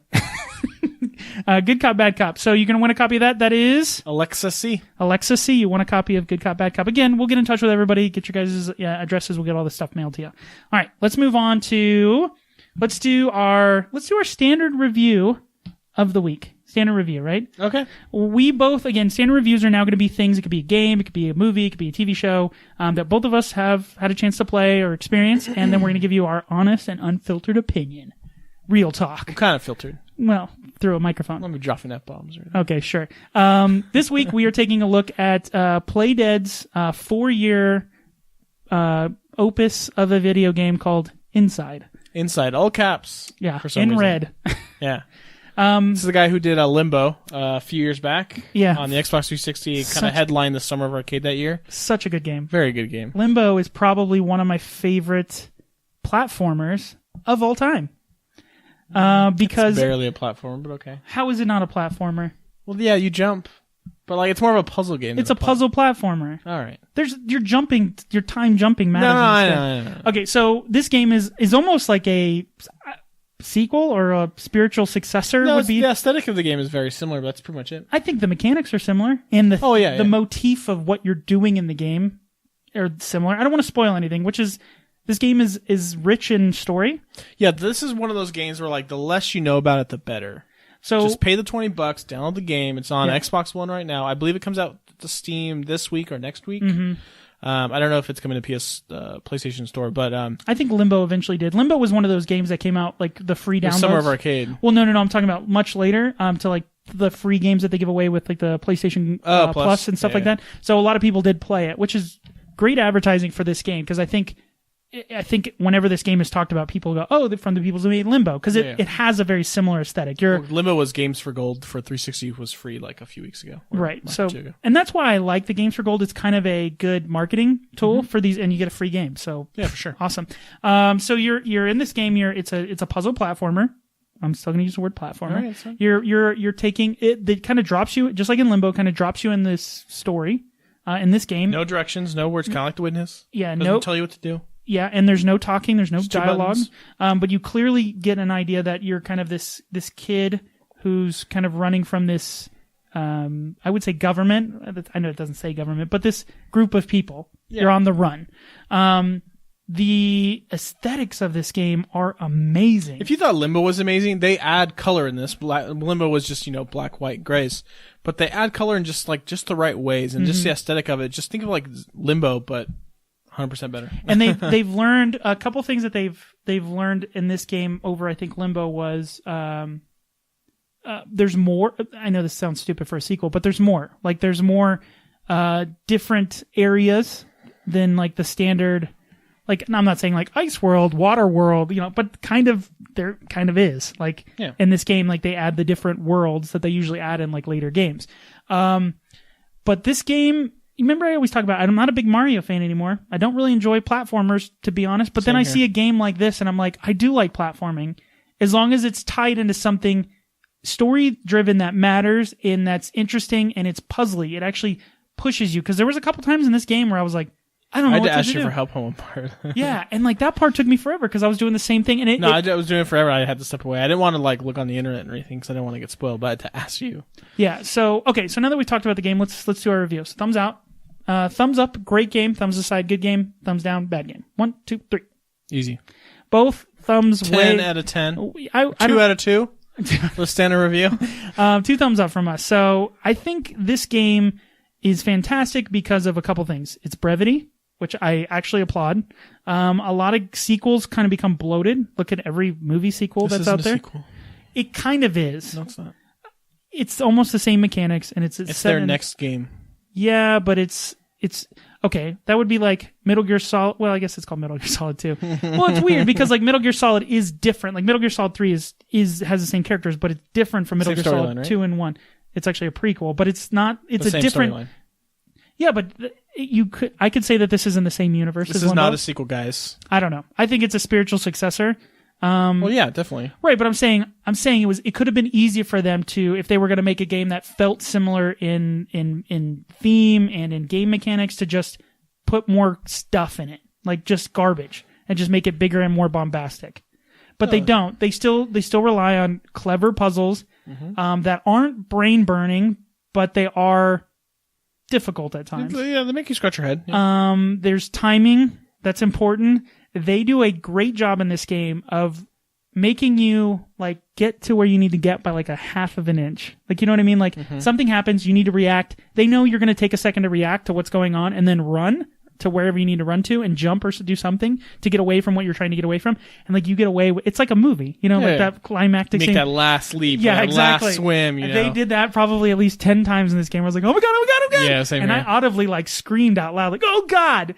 They do a lot of, unique, interesting things with where they know you're looking at on the screen. Because one of the things about a video game versus even like, I guess with a movie you have it too, you kind of have a focus. You know where people are going to be looking when you're playing a game. Mm-hmm. And they screw with you a lot by knowing that. They put things in peripheral and you're like, what was that? What was that? What the... You know what I mean? I got a lot of that. But what did you like about the game?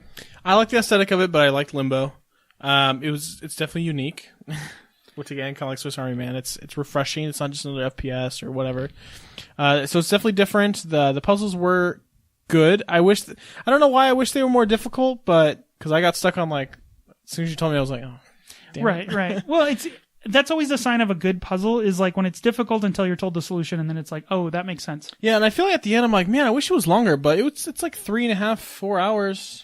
No, but I think what I mean by brevity is like. You could play this in like 2 sittings. Like it doesn't need to be a long game because I think the length of the game would hurt it because I think it's just good to be in like it's good that we have bite-sized enjoyable content. Yeah. Where you don't need to throw 40 hours into something to get all of it. I still don't get the story. It's very weird. I kind of That's all I'm going to say about that, but it's cool. It's very cool. It's different. It conveys an interesting story without the use of dark words. Yeah, I'm not even talking about the color palette. It's a very dark game.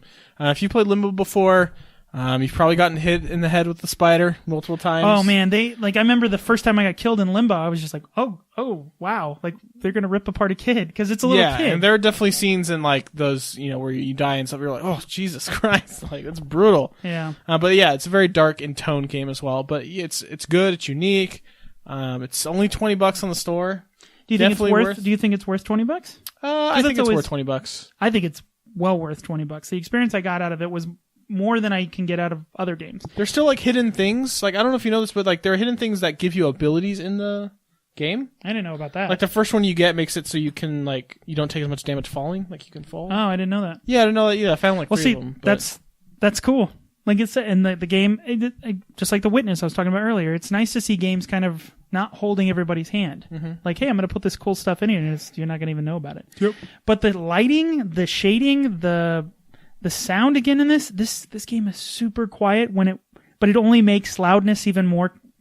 It's brave to make a game that's quiet. Mm-hmm. Like most games are, but this game is quiet and it knows when to use sound when it needs to at its benefit. There's some creepy stuff in this game, just like in Limbo. Oh yeah, definitely. So check it out. I think even if you don't like that type of game, I think it's because of how short it is. It's something that's consumable and easy to enjoy. I beat it in probably about 4 or 5 hours. Let's give away some more games. All right, sounds good. Or more stuff. Go check out Inside. Check out Inside. Okay.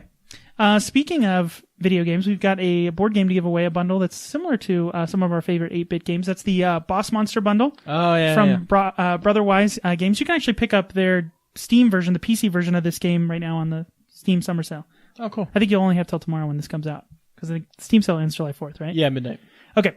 Boss Monster bundle includes a copy of Boss Monster, the limited edition, Boss Monster 2, limited edition, a playmat, as well as Tools of the Hero Kind, the expansion. So you get all of that from Brotherwise Games. Thank you again for your donation. And the winner is... Tyler_has_shaved. Tyler has shaved. Good job, Tyler. for shaving. Well, how was your beard? I mean, was it just like, it's not working out, gotta shave? Yeah, what's everyone wants to know. I want to know the shave story. Yeah, exactly. What was your name before? Was it Tyler_has_a beard? A beard. So you win the Boss Monster bundle. Again, we'll get in touch with everybody. Congratulations. Thank you for donating. The next one is the Themes and Cosmos bundle. This includes a copy of The Rose King, which I absolutely love. You saw the review that me and Alyssa did, as well as Tally Ho, which we also did a review of. Both excellent 2-player games. Good to play with couples or with a friend that you want to either cry after they beat you or laugh at them and point at them when you beat them. But both abstract strategy games that are super easy to learn. Takes like 30 seconds to learn, and you could play over and over, and it's different each time. Winner of that is... Becca B. Okay, next one is... and again, thank you, Thames and Cosmos. You can check out all their games. They have, remember, Steam Time? They have a bunch of Steam good Time. Stuff. They have Legends of Andor. Lots of great games from Thames and Cosmos. ThamesandCosmos.com.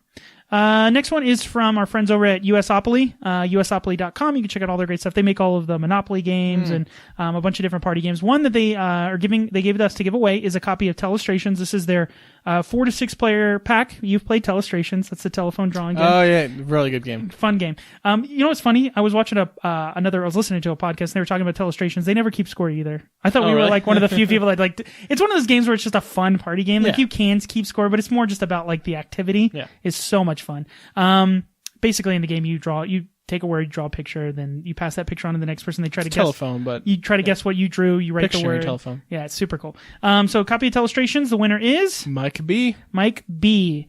Okay. Congratulations! Thank you for donating. We'll give away 2 more here, and then we'll jump into the next part. Cool.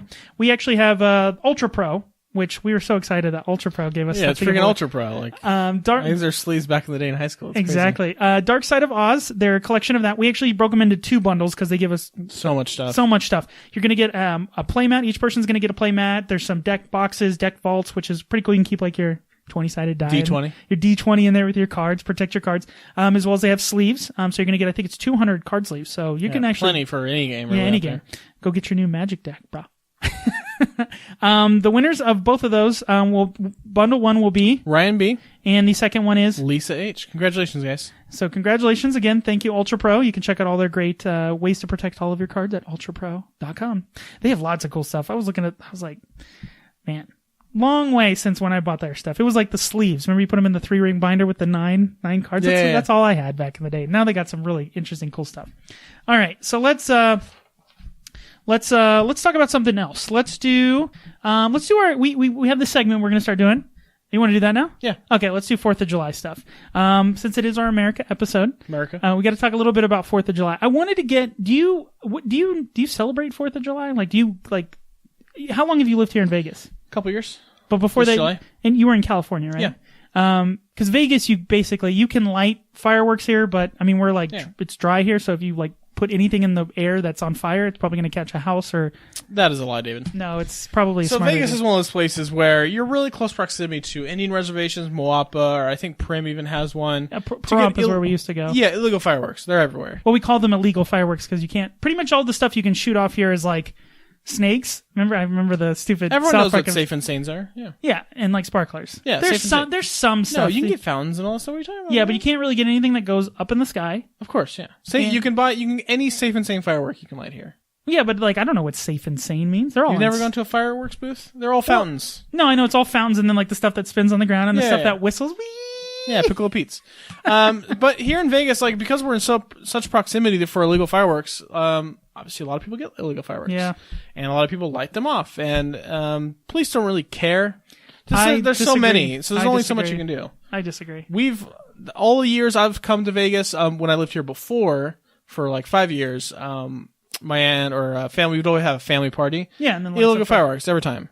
Never got cops or anything calling us. And that's because the neighbors down there are lighting fireworks. The neighbors down there are lighting illegal fireworks. It's just a thing. And everything is so dry out here. Everything's rock landscaping. Nothing's going to catch on fire. We've never had a problem. Everything is clay roofs. No, you're insane. That's you're a little too... Oh, yeah, I'm too lawyery. I just don't want to get in trouble, man. How terrible would that be? You're lighting fireworks, having a great time, and then you get... I heard the fine is not cheap. Now, I know that but like I said, it never happens. Now, I know what they actually do now. A lot of cops will station outside of, the Indian reservations. Oh, yeah, that makes sense. Yeah, Moapa, and just pull people over and be like, you have illegal fireworks? Yeah. And then they'll be like, are you sure? And, you would think most people would just be like, no. But I'm sure they're like, yeah. Oh, yeah. Because I think they think I can have them. I don't even think you can possess them. I don't think it's I think it's illegal to possess them. It's like narcotic. In this county? Yeah, I think so. I don't think it's necessarily... Because I think that's how they get people. Because they're like, well, yeah, I have them, but I'm not going to light them. It's like, what? Yes, you are. I don't know about that. I don't know the laws on that. But I know for a fact that police don't care. But are you a firework guy? Do you like fireworks? Yeah. I mean, it's explosions. That's cool. Yeah, but I'm saying... okay, when I was a kid, I grew up in Texas, so we had fireworks. We had sticks of dynamite, man. We used to play Roman candle tag. You're it. I remember as a kid, I didn't enjoy fireworks until I could light them. And yeah, of course. And it wasn't about the firework anymore. It was about I lit that and it exploded. Yeah. It wasn't like you said. It's explosions. I didn't really care about the fireworks because I'll go to fireworks shows now and I enjoy the ones that go in the sky. But I'm like.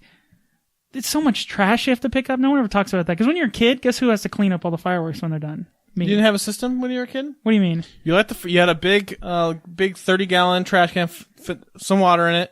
Oh, see, light the fireworks, see it, grab it, throw it in the trash can, next firework. We had a system. Oh, see, we didn't even think of that. We were from Texas, man. We weren't that. We're just lighting the next one. We actually used to have like 4th of July. Specifically, remember this? I lived on a cul-de-sac, and down at the end of the cul-de-sac, there was a guy who worked at a fireworks booth. Oh, nice. So at the end of the 4th of July, anything you didn't sell, you just bring home. And like, you know those like $120 like you have a fireworks show in a barrel? Yeah. Remember those? Like the wick is like 20 feet long. Yeah. He would bring those and light those off. So we had like a fireworks show. They'd have like a big like crawfish thing. Like they do like a big cook-off. It was great. And then I moved here to Vegas and I was like, everybody, I don't know if this is a West Coast thing, but like, I shouldn't say this, but people aren't like friendly.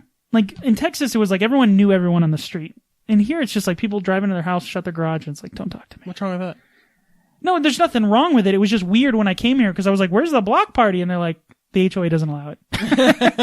You know what I mean? It was like, there's not that same camaraderie. But I think it also has to do with, I think once you have kids and stuff like that, the kids go talk to the other kids and they end up becoming friends. That's probably part of I just don't have kids yet. So it's like eventually. That makes sense, yeah. So that part, I enjoyed the lighting of fireworks, but now I just see it more as like a nuisance because the dogs freak out.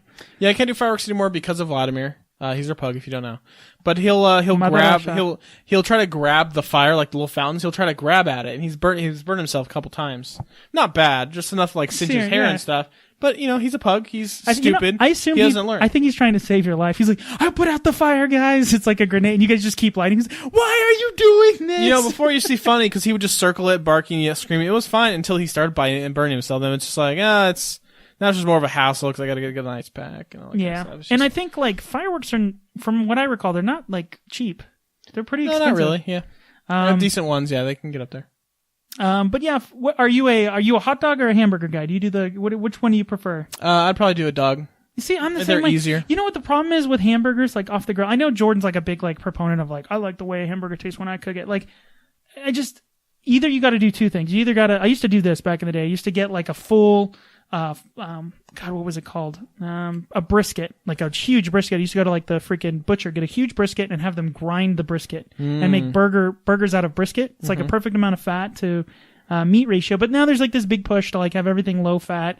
So in a burger, you want a lot of fat, to be perfully honest. Yeah, it sticks together. Right. They just fall apart. Right. And so most of the burgers you get at like a cookout are just, they taste like, first of all, ground beef doesn't have much taste to it, to be perfectly honest. You have to cut in. Normally you cut in like pork or something, right? Cut in. Gotta do a line of beef. I was gonna say, you cutting in something else in there? No, but yeah, what you're supposed really to do. good, man. You're supposed to put like a little bit of pork. Yeah, like if you're making like a meatloaf and stuff like that. That's what. Oh, not in a burger. Well, no, you can. Like you can put lamb or do whatever you want in it. So it's just a little more fatty. But it's just most of the burgers are the frozen patty. Throw it on. Yeah, and that's why I can't do. I'm not a huge fan of hamburgers unless like I love me a good hamburger, but the work that it takes to get a really good hamburger versus a really good dog. It's a lot of work to get to that good hamburger stage. Like a hot dog is just like throw it on the grill it up, bun.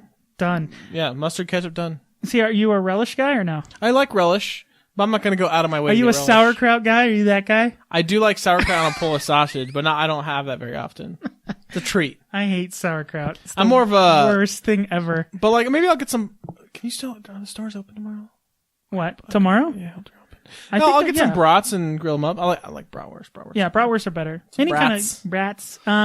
But generally, like for 4th of July, we'll probably go see like they used to have downtown. I think they still do a lot of concerts and stuff. That's one of the cool things about living in Vegas. There's always something going on downtown. Why would you want to go downtown on a holiday? Really? Sounds miserable. See, I like the live concerts and stuff like that. I'm the guy who closes their garage when they get home, David. I don't want to see any of these people. Yeah, see, you're that guy. But 4th of July for me is not what it used to be. I think once you have kids and stuff like that, it changes. They actually do a parade here next to the house. Do they really? Yeah, like they had everything all blocked off, and I was like, I told Alyssa, I was like, man, I can't wait till we have a kid, because then we can like go watch all this stupid parade, like be drugged. Because like you would never go do this, but you're like, oh, the kid will like it. It's just like all that stuff your parents did that they probably hated doing, but they're like, kid will probably like it. And the kid's probably like, I'm so bored. Yeah, I want to go home. But I don't know. I think maybe this year we'll go down there see the parade. We'll see. I don't know. Today I kind of did the. It's freaking hot outside. I know that's the problem in Vegas right now. It's like 105 105 to 120. It's ridiculous. But today I did kind of a 4th of July thing. We cooked up a tri-tip, which I was a little worried about because it's a California tri-tip. So you like smother it in this garlic paste, and it was like garlic. Like we smelled like an Italian like kitchen in here. It was super garlicky. You take it off, you cook it, then you put the wood chips in, smoke it. It was really, you had like a bite. It was delicious. It was amazing. Probably one of the best tri-tips I ever had. Well, it's like one of those things. And it was cold. It was good. Well, one of the things, like whenever I cook something on the grill, especially like a big piece of meat, I'm always worried because it's like anything could go wrong. Yeah. And like this is it. Like if we don't have the meat, like we're having coleslaw. Yeah. That's what's for dinner. Like don't screw this up. I've stopped grilling chicken because like I never know how to grill chicken. I'll grill beef because like if it's rare. Yeah. What's wrong with that? Yeah. If it's undercooked, overcooked is it. It's beef tartare. What's wrong with that? You'll eat raw beef all the time. I still think like chicken, because I know some countries like eat chicken pretty close to raw, and it's fine. It's more likely to get you sick. It won't like it's like. That's just one of those things. Like no one wants a raw piece of chicken. No one wants that. No one wants a raw piece of chicken. Yeah. Okay, that's our 4th of July. We got another 4th of July thing here set up. We got to talk about some 4th of July movies. But I know we got to talk about next day, David. Huh? Giving away more stuff. Giving away more stuff. Next thing that we're going to give away is the Dice Masters bundle, which we picked up. This includes the Spider-Man, Amazing Spider-Man, and the World's Finest DC. Excellent, awesome. I love these games. I love Dice. Oh, they're good, yeah. Dice is so good. And it's got superheroes. Physical things. Exactly. The winner of that one is? Sam L. Then GMT Games gave us a copy. GMT, that's your team because they're all war games. That's the people who make Twilight Struggle. Yeah. Churchill. I've got to pick that up. 3-player game where you're Churchill, Stalin, and I think you're Roosevelt, and then Stalin. No. But then Roosevelt became Eisenhower. No. Who was? Yeah, Eisenhower. No. Who was the president after Delano Roosevelt? Wilson. No, I don't know. Doesn't matter. Halfway through the game, you become the other president. Lawyer I know. For here. like 4th of July, we're like not. Oh, today we were like, what's the first? Go see how far you can go down the presidents. Go. Let's see how far you can move. George Washington. Okay, 2nd president. John Adams. 3rd president. I don't know. Thomas Jefferson. Jefferson 3rd? Yeah. Come on. Okay. 4th. Madison. Okay. James Madison. Okay, that's as far as we'll go. Yeah. We I think I got to like 6. That's as far as I could get. I was actually looking. I got my patriotic apparel at Walmart. Yeah, exactly. Because of course it's Walmart. Yeah. It's the most American store. But couldn't find a "Make America Great Again" hat. I wanted to wear it. And I want to build a wall. Jesus. It's Americans we can get. Okay. GMT... Flushing other minorities out of our country. Can't get any more American than that. Jesus. All right. GMT Games, they gave us a couple copies of their game Battle Line. Excellent 2-player card game. Me and Alyssa love this game. It's one of those games, so simple to learn, but it's the most frustrating thing because it's one of those games where you have hidden information in your hand of cards. And as you play certain cards and you give away information, you start to gain points. But you have to be careful what you give away. It's super, super cool game. We have 2 of those to give away. The 2 winners are? We got Dace W and IVV. Okay, so Dace W. Congratulations, guys. IVV, we'll get in touch with you again, give you all that great stuff. Next bundle is from Red Raven Games. They give us a copy of 8 Minute Empires as the second game of that. I'm trying to remember the subtitle of that. 8 Minute Empires, really cool game because it's like, it's supposed to, it takes a little longer than 8 minutes, but it's a very quick game. And then you also get Artifacts Inc., which has this really cool, like, reminds me of Indiana Jones, the good version, of like, tomb raiding and stuff like that, where you're trying to get like relics and different artifacts and you're trying to, it's just awesome. Super easy games to learn, a lot of fun. The winner of that is Brandon P. All right. Thanks, Brandon. Brandon P won that one. And, again, you can check out all their great games at redravengames.com. Next bundle is from our friends over at Rum and Board. Yes. Rum and Board. Got to drink and play board games. Who would have thought that would have been a good idea? They gave us a copy of One Night Ultimate Werewolf,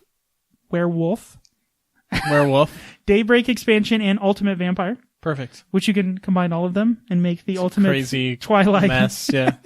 What's cool about this game, because I was telling you about it, we've played the standard werewolf. Right. This one takes away the moderator, and you can actually, on your like smartphone, you can play the app. So you don't need like the storyteller guy. Yeah, you don't need, so everyone can actually enjoy the game. Yeah. And it actually does some cool stuff, like additional stuff, and it's not as, everyone kind of plays the entire time versus like getting eliminated, which is one of the problems with like Mafia or Werewolf, is if you get eliminated early, you're essentially just sitting there. What if you don't have an iPad? Yeah, any smartphone. Oh, perfect. So, or you can do it on your computer, which everybody has a computer. Yeah. Knock it off. Winner of that one is Mike K. Thank you. Thanks, Mike. And again, go to Rum and Board. Just go to YouTube and search Rum and Board. They have lots of great stuff. They just played Zombie 15, and then they played Pandemic. So excellent games you can check out. My recommendation, Zombie 15, game you can play in 15 minutes and you kill a bunch of zombies. Great game. So check out their great stuff over at youtube.com, and then just search for Rum and Board. Next one was the Dr. Finn's bundle. This includes 2 games. There's one that's essentially kind of this sea game, like ocean. Mm-hmm. It's called Let Them Eat Shrimp. It's an awesome game. And then the other one is the Institute for Magical Arts. A great 2-player game. The thing is like we talk about a couple 2-player games in here. Like there needs to be more 2-player games. I don't know. Maybe I'm just limited on that, but like 2-player games I play the most. And if they're made for 2 players, they're always more enjoyable. So the winner of that one is Amy M. Amy M. Okay, so we'll stop there and then we'll jump onto some new stuff. So I'll get in touch with everybody, and again, you can check out all the great stuff from Dr. Finn Games at drfinngames.com. And they have lots of great games. Biblios, I've already talked about it. Amazing game. Buy that. Just go buy it. You don't even have to. I don't even need to tell you what it is. It's just amazing. Go buy it. Okay. So since it is our America episode, we thought we got to go watch some American movies, and we were talking. All the best movies are American movies. Oh God, here we go. You don't like French films? No. Fin. That's like the French movie industry always has fin at the end of it, right? Exactly, right? Bollywood dancing. So we were thinking like there's some great movies, like I think of all the war movies, Saving Private Ryan, Sandlot. Lots of great classic Americana movies. But we have this new segment we're calling Good Old Stuff, where we're going to go back. We're going to watch either a movie, play a game that's from yesteryear, something that might not be in the peripheral of everybody anymore. Yeah, it was kind of funny because we were thinking about doing this as a segment, and we're looking back and be like, well, we got to play old stuff. Yeah. From like 20 years ago. And we were like, that's like 1996, David. I know. That's not very old. I know, but it's funny. But video games, that is old. That's the movies, old. That's not very old at all. No. Yeah, so we'll go back, we'll play some classic stuff, and we'll watch some classic things. But this week, for our 4th of July episode, we went and watched Red Dawn. Wolverines! Avenge me! Okay, this movie, if you don't know what this movie's about, it's about a group of teenagers in high school. It takes place following them, and they live in, I don't think they specifically say where they live, but I'm guessing somewhere. Midwest-y area? Yeah, well, there's mountains. So I'm guessing like somewhere near the Appalachian. No mountains in the Midwest? The Appalachian area. So near mountains, whatever. And they're at school, and all of a sudden, Soviet Russia and Cuba invades. The dawn of World War III happens. Yes, the dawn of World War III happens. This movie came out in 1984. Mm-hmm. It is directed by John Millis, who also directed Conan the Barbarian. He also was a co-writer on Apocalypse Now. Name, yeah. Apocalypse Now. So, a couple things about this movie for its time, and even now, is violent. Yeah, Sarah's. It's been a long time since we've seen this movie. I don't think she's seen the old one.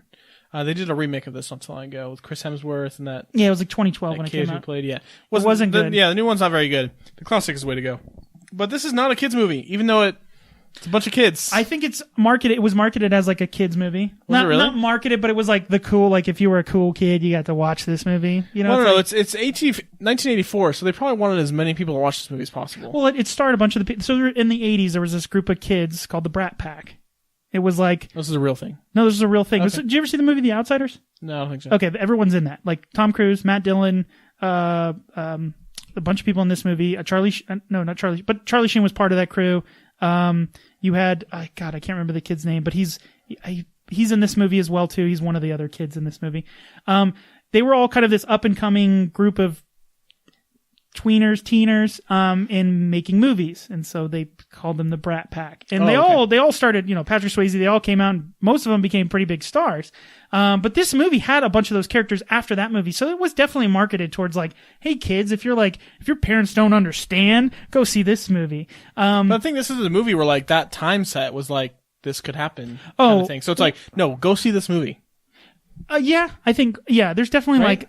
I don't know about that, but yeah, I think this movie, so. The thing about this movie that the time when it came out matters more than it does now, and that has to do because of 9/11.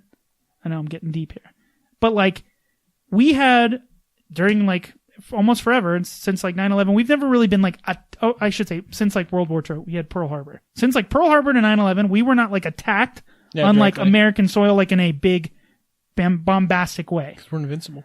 Right. And this movie was like, what if that changed? What if apparently people just flew and dropped dropped troops off in the troops. middle of America. And there's a couple scenes in here that I was like, ooh, like kind of weird. Like the first scene, like the high school scene. Teacher walks out. Yeah, just immediately gets gunned down. They're gunning down all the kids. They shoot at the kids and the. Like I said, this is a violent movie. Yeah, and then there's like a scene where like a kid's head's down and like blood's coming out of his head. It's just like, whoa, like, it's kind of like too much for me now. And I was like, in the 80s, I was like, the S hits the F like right when the movie starts. Too. Yeah. Now, past the theme of the movie, which is not a bad theme, the acting in this is so bad, like to a point where. Like, I was like, how... The Swayze was the best. He was the best actor in the movie. Patrick Swayze? Yeah, the Swayze. I don't think he was that great in it because there's parts of it. No, it is kind of interesting because like so the kids essentially, they get away in time, and essentially their town becomes, what would be the word? Occupied. Occupied. Perfect. That's exactly the word I was looking for. Their town becomes occupied, and there's basically it's military. It's martial law. You know, they can't do anything. And these kids run out to the mountains because the brothers in this movie, Charlie Sheen and Patrick Swayze, their dad taught them apparently like a bunch of military strategy. I thought wasn't Patrick Swayze like a Marine or something? I don't think so. I thought they were just high school kids. No. Maybe. So anyways, they but Swayze, like, he graduated. He was the adult of the group. I think so. He wasn't. Yeah, he was a former quarterback. They mentioned that. Yeah. So it's about these kids who ultimately go out into the woods and start to become kind of guerrilla warfare against all of these militia. Which part of the movie I was like, dude, these kids are not trained. Like these are against exactly. like troops. Like it makes like the Russian troops and the Cuban troops, like the Soviet troops, look so stupid. And there's some parts where I'm like. The acting is just horrendous. Like the dad, when he sees his kids, because they go back to the camp. He's in the camp, right? He's in the camp to say hello, because they've like quartered off a bunch of these people that would be like problems. They would start a resistance. Well, they let them talk to like the normal residents, the citizens of the city. It's like none of this makes any sense. Like, why would they do that? No, and I really like the scene. I pointed this out to Sarah. I thought it was really funny. At the beginning, they're like, quiet, let's talk back and forth. At the very end, he's like, avenge me! Yeah. Like, scream at the top of his lungs, like, because there's a guard right over there who can hear exactly what you're saying. Like, I audibly laughed out loud when he started screaming, avenge me. I was just like, this is so stupid. I love you. I know you do, son. I love you too.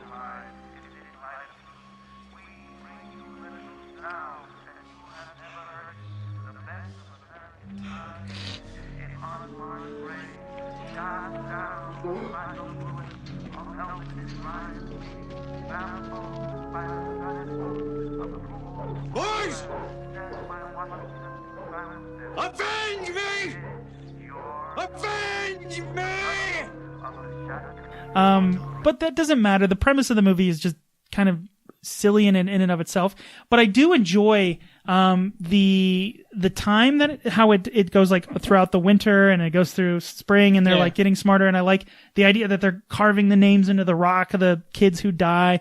And like this movie has a lot of action in it. Like a lot, like, and there you could tell where they spent the money. Like they flew a bunch of planes and like military stuff is in this movie, which I'm like, wow, it's pretty impressive that you got this for this. Like, and you guys blew up a tank. That's cool. Yeah, but it's got a lot of action, but I don't know if it's just because it's over 20 years old. This movie, but it's boring.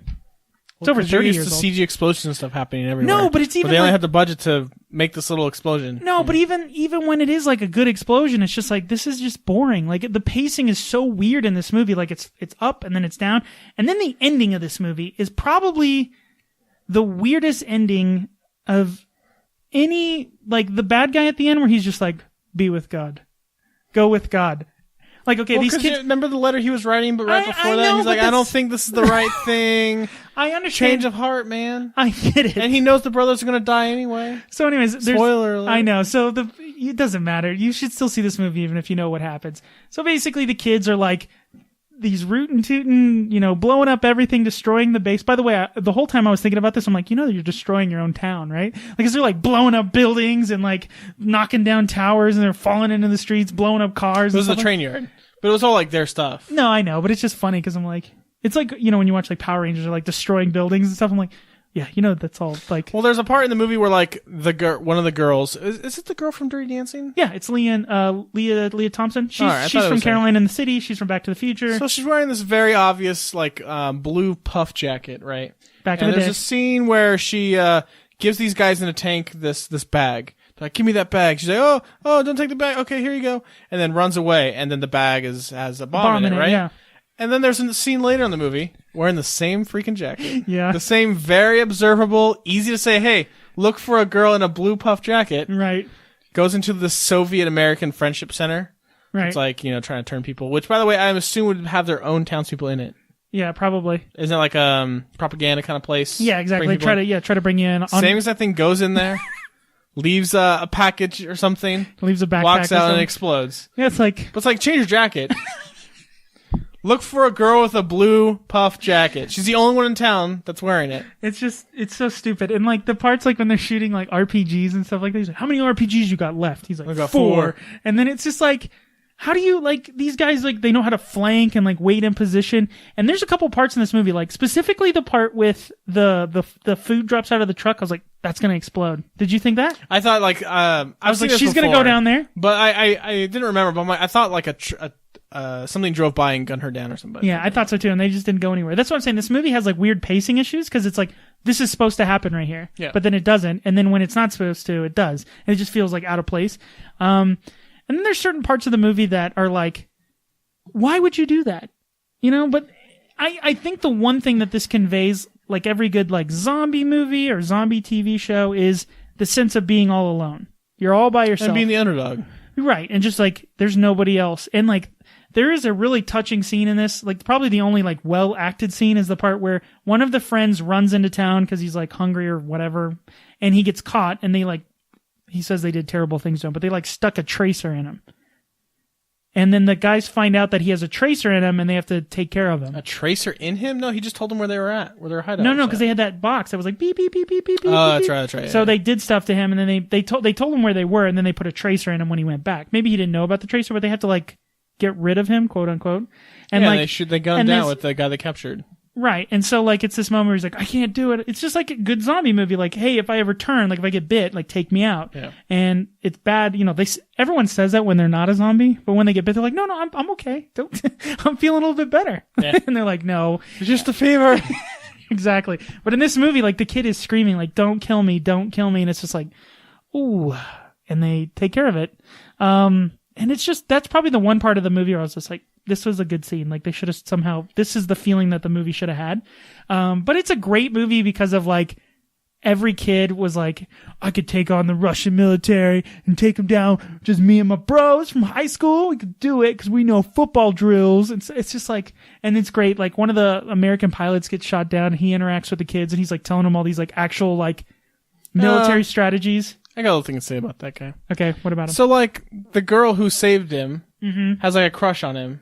Super awkward. Yeah, awkward, right? Because then, like, one of the other guys is talking to the captains, and because he has got like flowers in his jacket, he's like, "Oh, you gotta admire her." He's like, "You gotta admire her, huh?" And he's like, "Oh yeah, I guess You found a friend. Or something. Yeah. Yeah." And he was like, "Oh, what do you? What's wrong with her? Like, what do you think she's been through? Like, ew, dude, like, stop." Yeah, Ew. because she's a. This is a high school girl. And also at the very beginning of the movie, when you meet Liam Thompson and the other girl, like they're like kind of in this basement, and he's like, "Oh, they would do terrible things to the soldiers. Would do terrible things. That's why I had to hide them." And then like this scene where she's like, "What was your wife like? Do you still love her?" And it's just like super, like creepy. Like it just breeds like this movie has a lot of weird emotions in it. Like it wants to be this like Rambo, like da da da da da, like that kind of movie, and then it's like this creepy like creepy uncle with like a little girl, and then it has the heartfelt scene where the guy has to kill the other guy because he has a tracer and he's going to give away their position, and then there's the moment with the brothers and he's there and he's dying in his arms. Like it has that. Then it has like the America's, the America, because it's got like sounds like what you're saying, Dave. This movie's for everyone. There's a little something for everyone. It's for everyone and no one all at the same time. It's a good movie. I recommend check it out. Don't watch the remake. No. Funny story about the remake, David. The original soldiers in that movie were Chinese. No, I think they're from North Korea. Well, let me finish. Oh, okay. So originally they were from China, right? And this movie had some financing issues. But a Chinese production company, led some finances to it, and they digitally changed all the Chinese stuff to North Korean Wow. and dubbed the voices and stuff. Wow. That was kind of funny. That's what But money does. Yeah, but Now, definitely don't go. I mean, Chris Hemsworth in it, but this was like before Thor. Chris Hemsworth. This is before he was on the map. No, well, no, I think it's after Thor. I think it came out definitely after Thor. It was filmed before, but it came out after. Oh, wow, that's how much trouble it had? Yeah, and that's like, oh, this guy, Thor, he's very popular. Now we can release it. So like I said, it didn't do very well. It was on the shelf for a while, but yeah, definitely check out the old one. It's a classic. Yeah, and it has, because of it being the 80s, it has a different feel to it because of like the idea like this would never happen, and then it does happen in the movie, and there's less of a punch because of the stuff that we've gone through as a country. You know what I mean? Right. Like the idea like, hey, we could be attacked at any time. Like that was never an idea. Right. Like it was just like, we're fine. We have these oceans in between us, and Canada's not mad at us, and Mexico pretty much is happy with us. You know what I mean? Like You're saying before it was like well, that? think of like, okay, so like if you're a kid, unfortunately, in some parts of the world, like war is something that happens on your soil all the time. I would think when this movie came out, that was a real fear. No, I think communism, because it was still during the Cold War. I think the Cold War ended around the early 90s, 91, I want to say.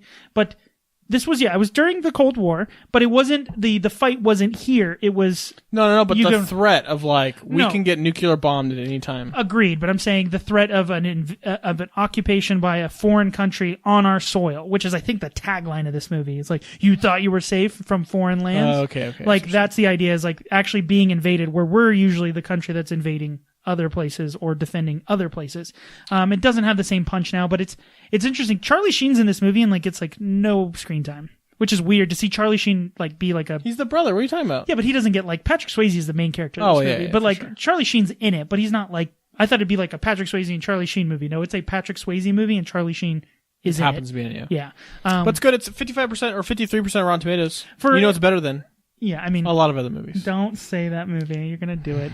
But it's better than a lot of other movies, but it's, definitely check it out. It's, like I said, it's a classic. Like Go I said, America. it's a good old movie that everyone needs to watch to get a glimpse of what the 80s were like. It's a good microcosm of what was going on in the 80s. Like the idea of like the Cold War, and like we didn't grow up in it. I was born in 85, so I came out after the movie. Yeah. I mean, I lived in the Cold War, but I was 6 when it ended. You know what I mean? So it's like I didn't grow up as a Cold War kid. Yeah. So this is fear and all that stuff. Yeah, that's what's cool about this. Now, I think this kind of overplays it a little bit, obviously, but it's fun. And the graphics, like as far as the effects, there are no graphics, but the effects in the movie are pretty good. It just has a lot of pacing problems. Yeah. But all right. But yeah, we want to do this hopefully weekly, but if you want to recommend us anything to watch or play any video games, any good old stuff that we should play or watch if we haven't. Yeah, something at least like 25 years old movie-wise. I think that's good. Like 25. Comment, send us an email. Sitdownstandard@gmail.com. Yeah, or Facebook, all that good stuff. Just let us know if you think we need to watch. Yeah, there's something. a bunch of stuff we need to watch, but I want to know what you guys think we should watch. Exactly. Okay. Or play, yeah. Now we got good old stuff done with Red Dawn, Wolverines, Avenge Me. Let's give away some more great stuff. Let's actually give away some war games. Okay. Very Perpinquin here. Avalon Hill, they're one of our sponsors that gave away a bunch of games. We want to thank them for donating all these games. The Avalon Hill bundle included Vegas Showdown. It included the first bundle, Betrayal at House on the Hill, and it also included, why can I not remember anything? Betrayal at House on the Hill. Oh God, why can I not remember? I could just look over there. Acquire. That's the other one. There you go. See, I could just look You over. cheated. Acquire, Betrayal at House on the Hill, and I just said it. Why can I not Vegas remember Showdown. anything? Vegas Showdown. Good, thank you. You're listening. The winner of that is William C. okay. The next Avalon Hill bundle, which includes this is kind of the War Games bundle. This included Axis and Allies, 1914. It also, or 1941. It also included, The Great Dalmuti, Guillotine, and Diplomacy, which is, I told you about this game. You make deals. You actually leave the table and you go make deals with other people. That's awesome. A lot of backstabbing in that game. The winner of that one is Kayla P. Kayla P. All right, let's give away also Axis and Allies 1914. No, I know, I see it. Axis and Allies 1914 because that was an extra game that we got from Avalon Hill, so we're going to give that away. That goes to Megan M. Did you and Sarah finally play Axis and Allies? Come on, get it together, Don't guys. blame me. She, like I said, she looked at the book and then was like, oh, man, this is a lot heavier than I thought. Oh man, lots of great games over at Avalon Hill. Just go to avalonhill.com. They also are they're wizardsofthecoast.com. You can go there too. Trust me, we know all about Wizards of the Coast. Oh yeah, Magic the Gathering. Are we like this with them now? I hope. Like, can I design a card? yeah. One with me shooting out fireballs. Did you ever play? They made a Magic deck that was like crazy. Like it said, like you play the card and then like your power or your mana or your health or hit points or whatever was like equal to the hour. Oh, you're talking about Unglued. Unglued, that's what it's called. Did you ever play any of those cards? No. They were great. Some cards are like you have to rip up your card into 20 pieces, and each one of those are a 1/1 creature. And the art was really cool though because they had like coming out of the boxes, and they came out with a second Unglued set, more modern-ish. But yeah, those are great. I love when games are like joke cards and stuff. Meta and stuff like that. Okay, the Yellow Games gave us a copy of Niet. It's one of it's Russian hammer The and bear sickle, on there, right? Yeah. As well as Loot and Run. They gave us those two games to give away, so that's the Yellow Bundle. Yellow Games, it's spelled IELLO. It's not like the color. You can check out all their great games at yellowgames.com. They have King of Tokyo, King of New York. You love those games. The winner of that bundle is Selena F. Okay, the next bundle is from Breaking Games. They gave us the always aforementioned Poop the Game. Yes, the bag. A great target. Take That card game, as well as Letter Tycoon. Great game that uses a kind of a word game with stock market stuff. Very, very cool. The winner of that game is, or that bundle I should say is... We got Rudy G. Rudy G. Rudy. That's a good old movie we should go watch. I love Rudy. You cry? I cry every time with Rudy. I cry Rudy. Wasn't that Sean Austin? Yeah. With Frodo Boggins, he was going to go save... Wasn't that the same guy? No, Samwise Gamgee. No, I know, but he was helping Frodo up the mountain. Yeah. If you won't go, Mr. Frodo. Boy, the mash him, stick him in his stew. All right, Rudy, good job. So you check out more great games from BreakingGames.com. They just... Oh, speaking... We were talking about Target... The game 49 just showed up at Target. Excellent game. Cool game.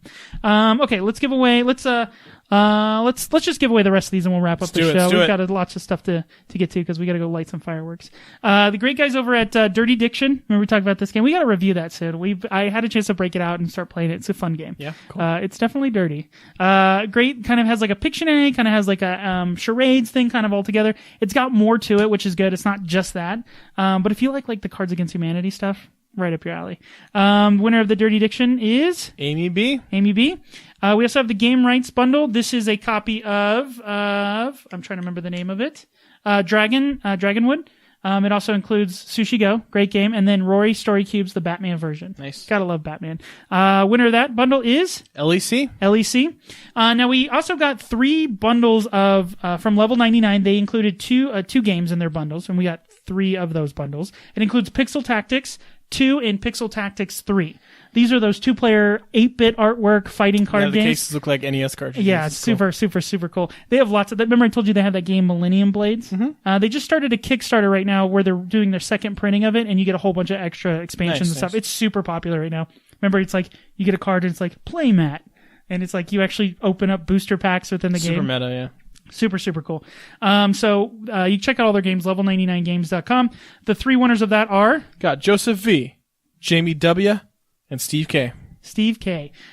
Thanks, guys, for donating. The next 2 ones are from us. We have the copy of 7 Wonders. Now, this is a open copy but never played. This was a copy that was... essentially, I got a copy of it, and I had 2 copies. I don't know why I opened it, but whatever. I thought I didn't own it. You know it's bad when you own too many games, you don't know if you own a game or not. You got that Excel spreadsheet, right? Yeah, I know. And here's the thing, is like...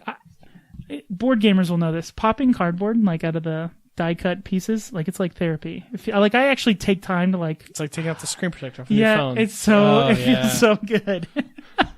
Super weird right now, but a copy of 7 Wonders, great game. You can play up to 7 people, but it's one of those games kind of like Between Two Cities where you are all playing it simultaneously. So the game only takes like 30-45 minutes to play with a huge group of people. Winner of that is David C. And that's not... Yeah, I'm David B, so it's not me because I already own this game for the first time. And then we have our grand prize. The Bose In-Ear Ultra headphones. Gotta love Bose. Bose.com. Bose.com. Wink. Please sponsor the show. Please give me good headphones. The winner of that is... Christina S. All right. So that's our June for St. Jude's giveaway. Thank you so much. Seriously, thank you so much for everybody who donated. Both the contestants, all of the contestants, if you won, great job. If you didn't, you still helped out a great cause, so good job. Over 500 this year, next year? We're going to $1 million. Going for the B. Billion. What, is there a number that starts with B? Other than billion? No, I don't think so. Going Great. for the B.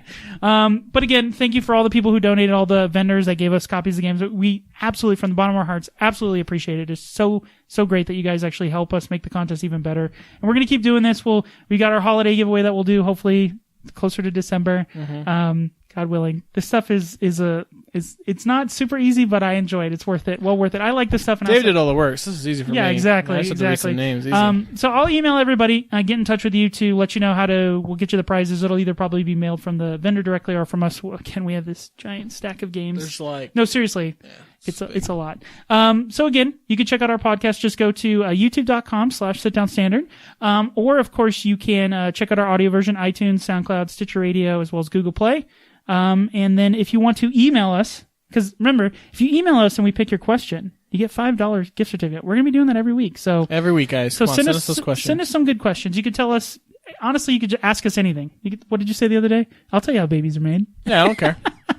No, but we gave Mike B last week. He got a gift certificate for asking us about RTS games. What did he ask for? Which one? It was Starbucks. Oh, of course. That's the easy one. Easy cup of coffee. Yeah, a cup of coffee. Come on, man. Until next time, bye. See ya.